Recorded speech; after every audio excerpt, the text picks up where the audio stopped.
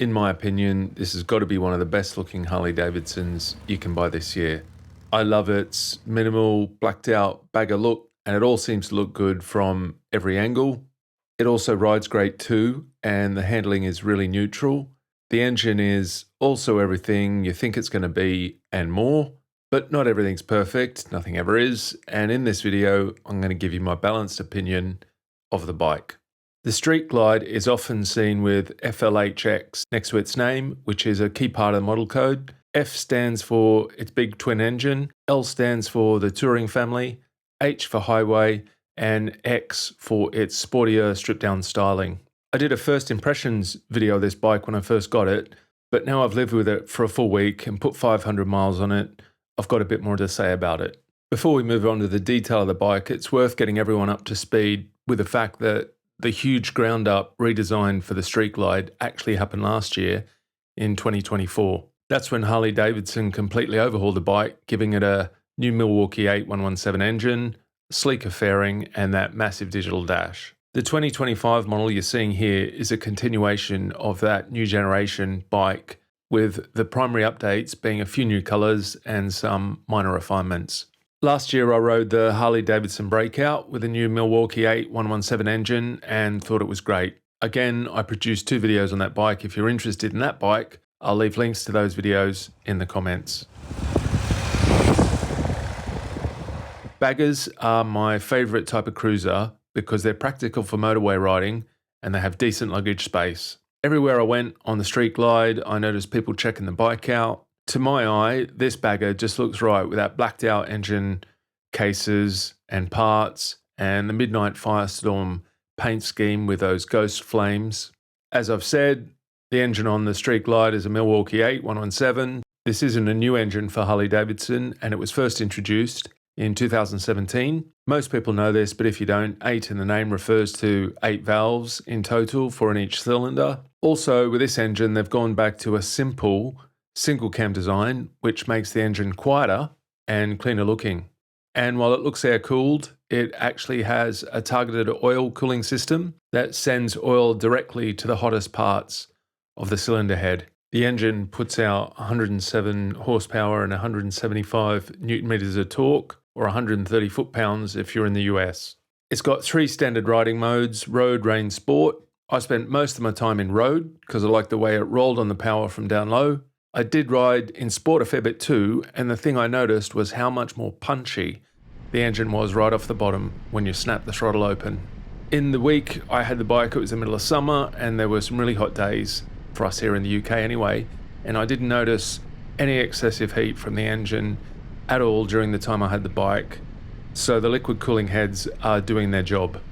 The idle speed was deliberately lowered to 850 RPM on the Milwaukee 8s, to give it that low frequency pulse you feel as much as you hear. Everyone knows that Harley-Davidsons make great engines that look, sound and feel great to ride, and this one is no different. I love the way you can roll on the power and the vibrations and the sounds that come with it. I think manufacturers these days do a great job with their stock exhausts, and with Harley-Davidson, that's actually a hard job.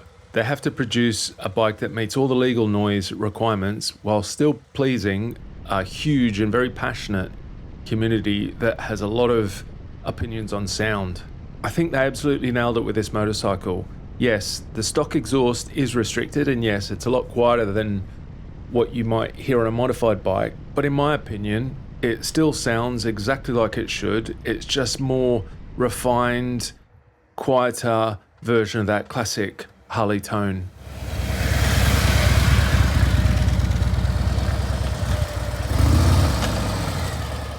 Clutch on the bike is cable operated and it's light enough. I like Harley-Davidson gearboxes, and this one has a lovely positive clunk to each change. It's easy to find neutral, and I never missed a gear during the time I had with the bike. I tried lowering the shifter so I didn't have to move my foot so much when I changed, but moved it back in the end because I prefer lifting my foot to change gears. I've been trolling the Harley-Davidson website and seen that you can get a heel shifter for this bike, and I'd absolutely add it to the bike if I owned it. The chassis on the bike is great and it turns very well. Some cruisers out there actually require a lot of extra effort to turn, once they're up and running, not the Street Glide. Whatever speed you're going, you just lean and you're turning. Turning circle is also very good for slow speed work, although the handlebars are quite low and I got my knees in the way in tight turns. I did learn to put them out when doing slow speed work and U-turns. As long as the bike's moving, it doesn't feel very heavy, which I suppose is the same for a lot of bikes. If you're a taller rider and like this style of bike, maybe look at the Road Glide because the bars are much higher as standard on that one. Initially, the 22.7 litre tank felt wide between my legs, but after a while I just got used to it like most things. Seat height is low at 715 millimeters and it's very comfortable for all-day riding. It goes up nicely at the back to help with slow speed work. Basically, you push the bike back with your lower back and bum when you're moving backwards, reversing.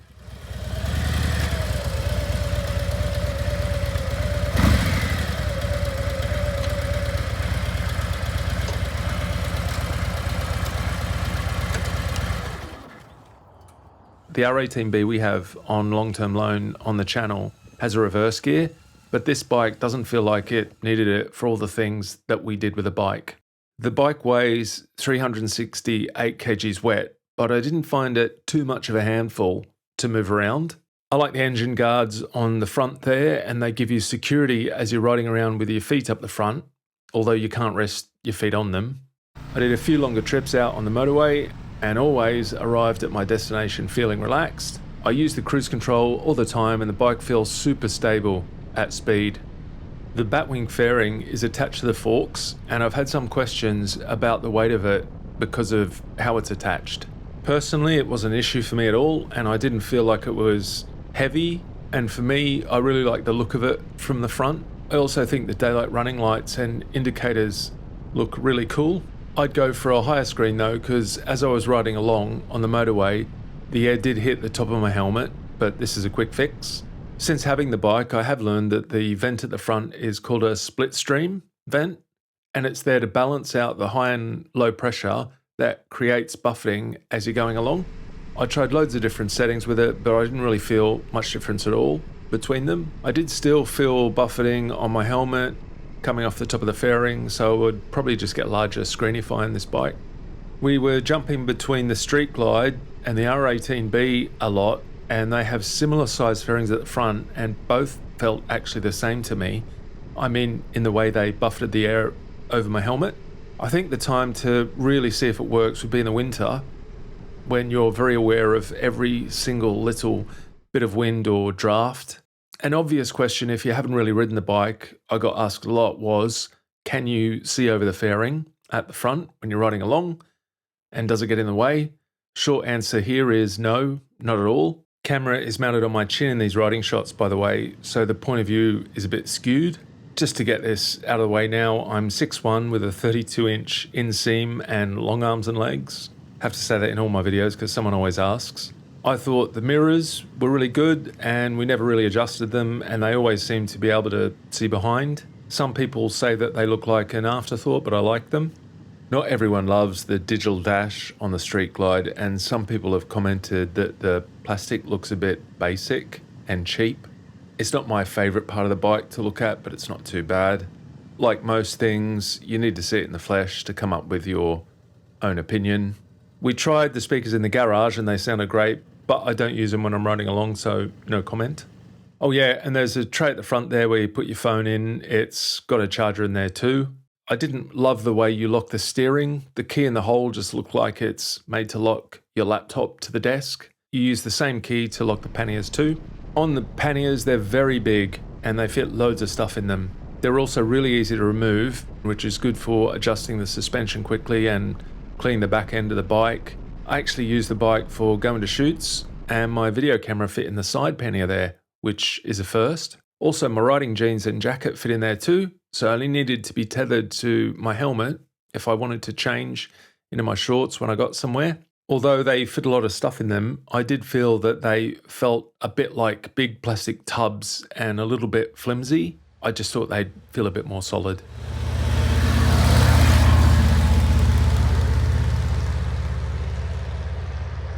Suspension is very good on this bike and very smooth. I did set the rear preload up for my weight, which I thought would be a hassle. To get the shocks out, you just remove the panniers by hand. I didn't have the preload adjustment tool, but I could add additional preload using the left-hand side fine tuner. I did bottom the shocks on the bike when I had it a few times when I hit unexpected bumps on the road. All up, I reckoned I bottom about 3 times in 500 miles. They weren't hard mechanical bottom outs, but you could feel it hit the bottom of the travel. This bike's got dual bending forks like a lot of modern Harley-Davidsons. This system uses variable orifice damping valves that can adjust to different speeds of compression. The damping on the forks works very well, and I like how it works the majority of the time. On the roads we have here in the UK, it struggled with the rougher, bumpier, uneven surfaces with the smaller square edge bumps.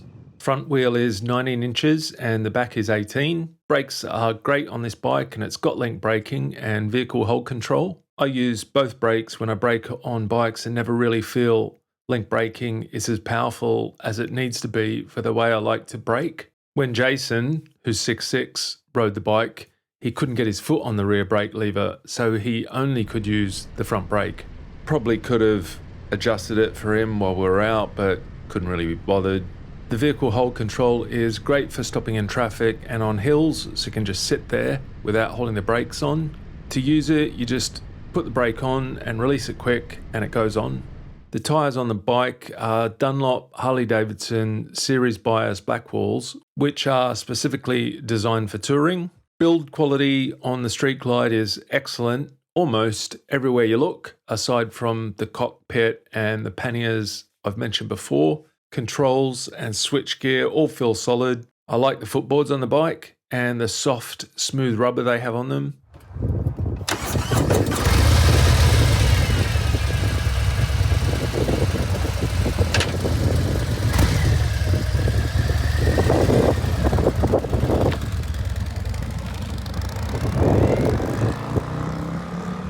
I also like the TFT display. Some people don't like the move to a more digital dash, but I suppose they have to make a decision to go one way or the other, and they did this. They could also have had a mix of dials and TFT, but that would just be increasing the weight and the complexity of the machine. The first time I took the bike out, I followed the front wheel for a bit, and when I wanted to head home, I was surprised to learn that the display was a touchscreen and I could enter my destination using the screen. It's got Apple CarPlay, but I didn't set it up because I don't use a headset. Actually, I don't think I'll ever use one because I only like to ride with earplugs in my ears. If I own the bike, I might set it up and not have the headset in my ear, but use it for Google Maps and leave the headset in the pannier or in my pocket. I got caught out by the distance to empty fuel gauge on the motorway. When I set out, it said I had 47 miles left. And then when I got on the motorway, it said I had 0 miles left, within a couple of miles. When I filled up the tank, it only took 18 litres, so it's got about 5 litres in reserve. The bike has a key fob, which enables the keyless ignition. As long as the fob is in your pocket, you can simply turn the switch and start the bike.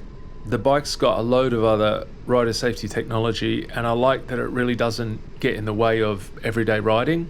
The other technology includes cornering enhanced ABS, cornering enhanced electronic linked braking, and cornering enhanced traction control. This technology only really kicks in if you get out of your depth, which is nice to know it's there. The bike's also got tire pressure monitoring as standard.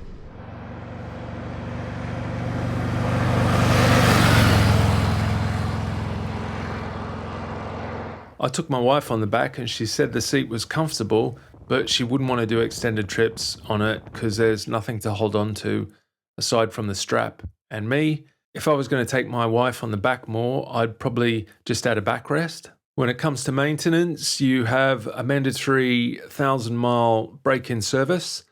After that, your standard service is every 5,000 miles, with more extensive major services at 10,000 and 20,000 miles. Warranty on the bike is 2 years unlimited mileage, but you can increase this to 5 years if you want for a charge. Base price of the Street Glide is £27,495.